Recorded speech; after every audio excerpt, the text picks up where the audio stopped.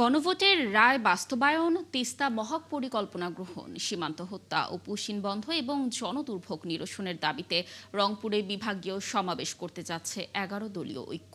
শনিবার দুপুর ২:৩০টায় রংপুর জেলা স্কুল মাঠে অনুষ্ঠিত হবে এই সমাবেশ। আয়োজকদের দাবি, এতে বিভাগের ৮ জেলা থেকে কয়েক লাখ নেতাকর্মীর সমাগম হবে। শাহবাজিদ আহমেদের প্রতিবেদন। শনিবারের বিভাগীয় সমাবেশ ঘিরে রংপুর জুড়ে চলছে ব্যাপক প্রস্তুতি।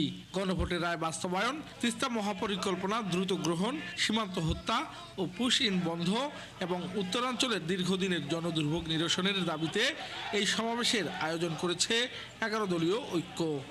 আমরা ১১ দলের সকল নেতৃবৃন্দের সঙ্গেই যোগাযোগ করে সমন্বয় করে আমরা আমাদের কার্যক্রমগুলো চালিয়ে যাচ্ছি।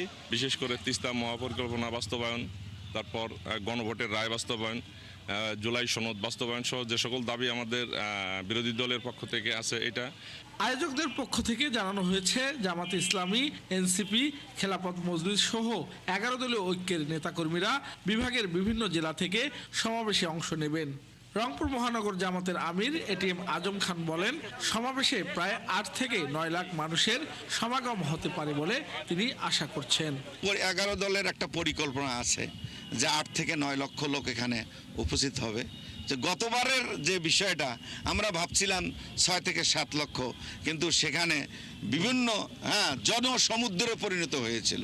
জামাতের তৃণমূল নেতাকর্মীদের ভাষ্য, তাদের উত্থাপিত দাবিগুলোর বাস্তবায়ন না হওয়া পর্যন্ত আন্দোলন অব্যাহত থাকবে। তাই বিভাগের বিভিন্ন প্রান্ত থেকে নেতাকর্মীরা সমাবেশে যোগ দেওয়ার প্রস্তুতি নিয়েছেন। সমাবেশে প্রধান অতিথি থাকবেন জামাত ইসলামের আমির, বিরোধী দলীয় নেতা ডাক্তার শফিকুর রহমান। এছাড়াও ১১ দলীয় ঐক্যের জাতীয় ও স্থানীয় পর্যায়ের নেতারা বক্তৃতা করবেন। সমাবেশে সভাপতিত্ব করবেন এনসিপির আহ্বায়ক নাহিদ ইসলাম। সরকারের কার্যকলাপ প্রমাণ করছে তারা আমাদেরকে মাঠে নামতে বাধ্য করাচ্ছে। আমরা ধৈর্য ধরছি, সরকার যদি আমাদেরকে বাধ্য করে তাহলে আমরা কথা দিচ্ছি আমরা গণমানুষের অধিকার ফিরিয়ে নিয়ে আসার জন্য মাঠে নামবো। রংপুর জেলা স্কুল মাঠের এই সমাবেশ শেষ মুহূর্তের প্রস্তুতি চলছে। শাহবাজিদ আহমেদ, ৭১, রংপুর।